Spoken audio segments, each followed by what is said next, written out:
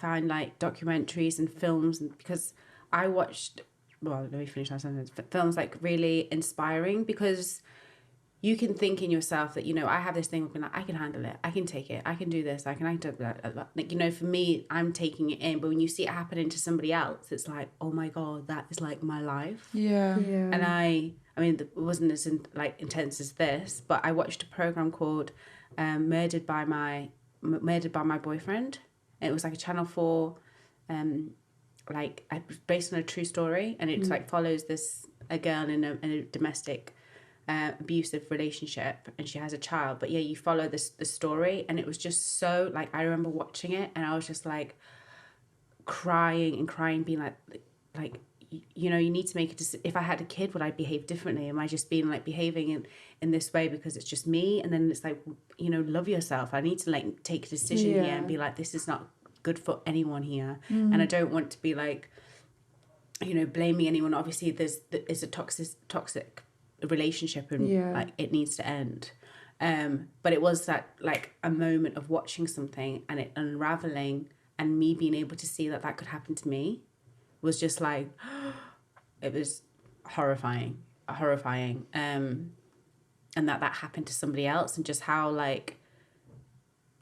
beautiful it was, and how ugly it was just, it was, it's one to watch. Yeah. No, I really, like, literally, Nathan almost killed me. Like, he tried to kill me, like, properly. Like, that's a massive story. But, like, pretty much whenever that happened to me, and then, again, like, I don't know, should I tell the story? You're goosebumps. I know. Yeah. I was like, because that in itself is a crazy fucking story.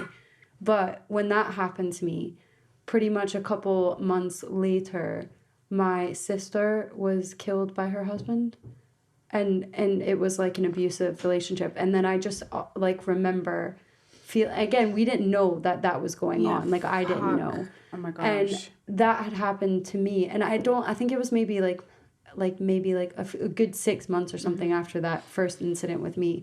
And I just thought like obviously I was super distraught about what happened, but like that could have been me. That literally was almost me. Like, and imagine how she would have been feeling if that would have happened, like, you know what I mean, before. And that whole kind of like feeling, like, it's just nuts. But that I think that's when that happened to my sister, I was like, fuck, like, all my family would have been feeling all this same shit about me. Like, do you know what I mean? Like, how could I have ever let someone do that to me? And then knowing that my sister was going through the same thing at the same time, and if I would have just said something, do you know what I mean? And saying something, I was terrified to say anything to anyone. Obviously, he made me afraid. Yeah, no, of course. But like if like I do think about that, and I've really like processed that guilt and like let it go. But I do think about like, if I would have said something to her about these things that I was going through, rather than letting someone isolate me and not speak to my family. Because she was the only one that really made an effort to reach out while all of that was going on. But again, I hid it very well from like my family if I did ever see them. So like, I don't ever like blame my family, just saying. But like, yeah, like I think about that like all the time. Like, if I would have said something to her, like, I could have stopped that happening to her, because maybe she would have thought the same thing. She would have thought, fuck, this is like my, like, you know, our family values or a sense or something like that is allowing this abuse to happen, because my mom was beat by her first husband, and then my sister, that happens to my sister, and then I've been in an abusive relationship. This is a pattern like that's being passed down in the women in our family. This is not okay. Like, do you know what I mean? So like, if maybe that would have happened, then maybe it would have stopped like this kind of like reoccurring of like, events. I mean, I can understand of like you asking like these questions, and I've been in a similar place, and I think it is something that like you pass down because you've seen it, because it's happened. It's sort of, there's somewhere that needs to stop. But I don't think that like you could have done anything. Oh no, I know. Yeah, but like, but in your, like, you know, even because my little sister was in a domestic relationship, and no matter how, I was like, what the gone crazy, and it just pushed her further away. It just pushed it further away. I was literally thinking that. Yeah, like it's just made. So I was just like, okay, I gotta like not have any sort of like feelings toward this, but I've got to like blank that out because she's gonna make it. She's got to get there to it by herself. Like you need to get to that decision by yourself. Exactly. Like there's so many moments that I could have left. I could have done something. I could have, and I didn't. And with me and Trish, like telling her stuff, it wasn't bringing her closer to me, it was pushing her closer to him. You know, so it's just so difficult to be able to take yourself like away, like and have any attachment. I just believe in any sort of decision for anyone is something that comes from self. It comes from like from you. There is people who like, unless like a manipulation and you're like groomed and you're a child, but when you get to a certain age, there is like you need to be like, is this thought my thought, or has somebody put this in my head? Where does this come from? Even with parents as well. Like, you realize that a lot. Like, like that's something that I question myself and talk to myself about. Is like of where the seed of the thought has come from, to try and like understand of where if I'm feeling sort of like triggered or feeling like where it's come from.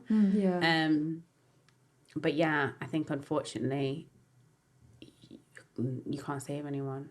No, that's people need to save you do have to come to, like, you can do your best, like literally, because like there's no point carrying guilt with you. Like, do you know, it's almost hard. Like self-deprecation, like in the sense, because like in a way, like it's not going to make anything any better or change anything.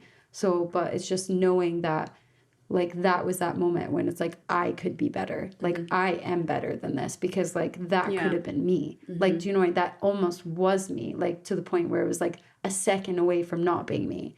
Like, so and in a way, like it's crazy, because I really do believe like in fate, and like everyone's here for a reason. Like even the story I told, the story when Tunde was on about me almost breaking my neck, but it turns out I have an extra piece of bone in my neck, and so I fractured that extra piece of bone. Like, so it's like and I almost died in that situation with him, with the person.